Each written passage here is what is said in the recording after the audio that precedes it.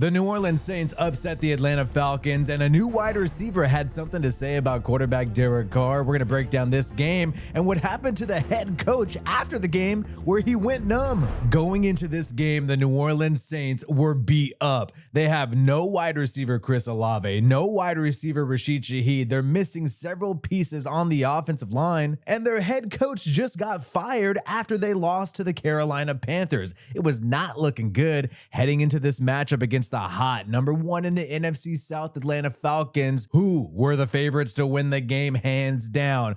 But then, out of nowhere, Derek Carr started connecting with the former Green Bay Packer, former Kansas City Chiefs wide receiver, the 30-year-old Marquez Valdes-Scantling. He had multiple deep shots in this game, and it was so crazy to see them connect. We have not seen this happen since the Saints had wide receiver Rashid Shaheed. Not only were they connecting on deep passes, but Derek Carr was also able to find Marquez Valdes-Scantling on a crossing pattern in the red zone, and these guys were absolutely hyped after this. You can check out Derek Carr celebrating with Taysom Hill right here. You really haven't seen these guys this pumped up in a long time. It was not even halftime, and MVS had 3 catches, 109 yards, 2 touchdowns. Why the hell did I not start this guy on my fantasy team? By the way, we know Michael Thomas was starting drama with Derek Carr last week, trashing him on social media, but I want you to pay attention to what the new wide receiver Marquez Valdes-Scantling says about his new quarterback Derek Carr. And Derek is one of my favorite quarterbacks that I've seen play. I played with Devontae Adams for 4 years, and that's his best friend, and he would always talk so highly of him. So it kind of made me tune into the quarterback that he was. And just watching his tape, man, he can put it there. He did that today. What does it think about being incorporated? Derek Carr, one of Marquez Valdes-Scantling's favorite quarterbacks. That's not going to make some Saints fans happy who want to move on from Derek Carr and actually agree with the unemployed Michael Thomas. By the way, the Saints snapped their 7-game losing streak, and I made this tweet and went a little viral saying, Michael Thomas, go silent whenever Derek Carr is doing well. And you saw me get shouted out by tons of people online, and he had almost 300 passing yards. We'll get into how that was almost 300 in a bit, and 2 touchdowns, but 0 tweets from Michael Thomas, who had a lot to say about Carr last week in the loss against the Carolina Panthers. And I find this interesting. Michael Thomas is 31 years old. Marquez Valdes-Scantling is 30 years old. Both in their 30s. One guy is sitting on the couch. The other is catching touchdowns from Derek Carr. This was a crazy unknown stat before the game that I did not hear many people talk about. Derek Carr now has 40,594 career passing yards, surpassing Joe Montana for the 23rd most in NFL history. And I bring this up because I just feel like this guy is so slept on, so disrespected, and the average casual NFL fan would not even know this information off the top of their head, that literally only 23 dudes ever in history have done more than what Derek Carr has done in terms of passing yards. That's absolutely insane. The Saints fan base is split, and a lot of them lump Derek Carr in with Dennis Allen, and they are not going to like what he said here, but he's keeping it real and being nice and showing some sportsmanship. He talked about Dennis Allen after getting the win against the Atlanta Falcons. That's all we want to do. So shout out to DA because he helped us build this. I know he wasn't here today, and I know Rizzy will say the same thing. Shout out to DA because he helped build, pave the way for us. And so, DA, we love you, but I'm happy for Riz too. That's his first win.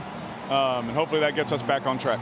So you can already see other fans saying he does not know how to connect with the fan base. He can't read the room. And this is what Dennis Allen helped build, which is a really crappy house is what they're saying. But it's really true what Derek Carr is saying here, in my opinion. Dennis Allen is a genius defensive coordinator. I think this team has been talented all year. They just had tons of injury issues. And they almost beat the Atlanta Falcons last time on the road with Dennis Allen as head coach. It was just a PI call and a last-second field goal that helped Atlanta win the game. So you know what? You should give Dennis Allen credit. And even though I like the new interim head coach, Rizzy, I still think you would have probably had the same result if Dennis Allen was still the head coach. But the Saints have turned the page, and now they have Rizzy, who's a very pumped-up special teams coordinator turned now interim head coach. We'll see what happens. I mean, if he keeps winning all the way out and the Saints get a 10-7 record, maybe he could turn this into a full-time thing. He is absolutely hilarious, though. He apparently thought it was going to be a bad day for a very odd reason.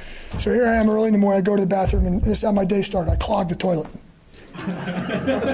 And I'm like, this is going to be a crappy day, pun intended. And so we listen. I'm like, okay, this is not really a great start to the day. Here we go. And so, I'm not really feeling like a head coach of an NFL team right now. So I'm like, really? This is really how we're going to start my day? So. This guy was willing to share a lot of information there. Clog the freaking toilet. Hopefully he had a pretty good plunger to fix that one. But clearly this guy is a character, and who knows, maybe his loose personality is making a difference for the Saints this year, and maybe that could help turn them around. Dennis Allen, like I said before, I think he's a smart guy, but he was sort of an uptight individual. You could never, ever imagine him at a press conference making that kind of joke. One joke that's absolutely hilarious is the fact that the Atlanta Falcons, who are red hot going into this game, thought they were going to easily win, and you have all these Falcons fans taking over New Orleans before the game. They were super hyped up saying, rise up, Falcons fans in New Orleans. But wow, little did they know they were going to straight up drop an L to an interim head coach and an offense that have wide receivers that were just signed 2 weeks ago. I forgot to bring that up. Marquez Valdes-Scantling was literally signed to the Saints 2 weeks ago. One big reason why the Falcons lost is because of Younghoe Koo, or as I like to call him, Younghoe Koo, because that is how it is actually pronounced when you see it on a page. But Younghoe Koo missed 3 freaking field goals, and that was absolutely huge because he is one of the top kickers in the league. But apparently that Younghoe ain't Koo anymore. One thing that was not Koo that happened, which was towards the end of the game, Alvin Kamara almost iced the matchup getting the game-winning catch, but he dropped it. And this was crazy because it made you think, damn, the Saints are going to lose this game. Right when you saw this go off his fingertips, it made you think, damn, the game is absolutely over, because the Atlanta Falcons had a minute and some change left. All they needed was a field goal to tie the game. Touchdown wins the game.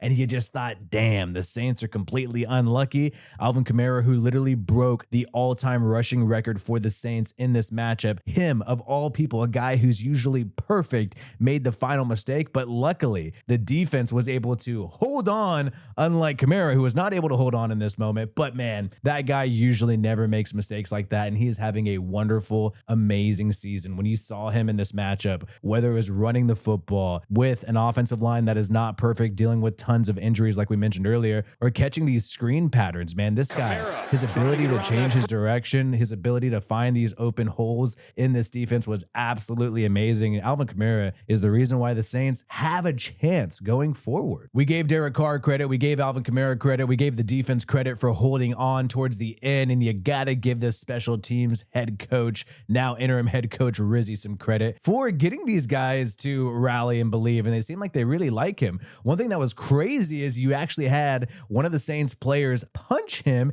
and he went numb after the game because they were so pumped up here. You could see him sort of lose his balance and stumble after this game because he was so pumped up that he got that little punch, and apparently his leg went absolutely numb. He said actually his arm went numb, and that's why he lost balance. You can't make this stuff up. Peyton Turner, the edge defender, is the one who caught him by surprise and gave him a little stinger. So that's just the kind of guy this dude is, somebody who's super pumped up, going to bring the energy. And the Saints, even though they are in a position where they literally cannot lose a single game, they still have a shot to win the division. They only have 7 L's right now. They move to 3-7 if they win these next 7 games. And when I looked at the schedule, the toughest opponent they have is the LA Rams. There is an unlikely but still possible lane where they make the playoffs this year, especially in that weak NFC South. Now, the Saints as a whole have said that they are not planning to tear it all down and rebuild. This came out right before the game against the Falcons. The Saints apparently are going to run it back next year, and that makes sense because when you look at Derek Carr's contract, the amount of dead money the Saints would lose if they wanted to rebuild and move on from him, it would just not financially be worth it. So the way that this team is set up, they have to run it back next year. And if they get more wins like this and find the right head coach, that might be the best situation possible with this roster that is up there in age. Let me know what you think about this. My name is Wi-Fi Willie. Peace out, and I hope you have a good one.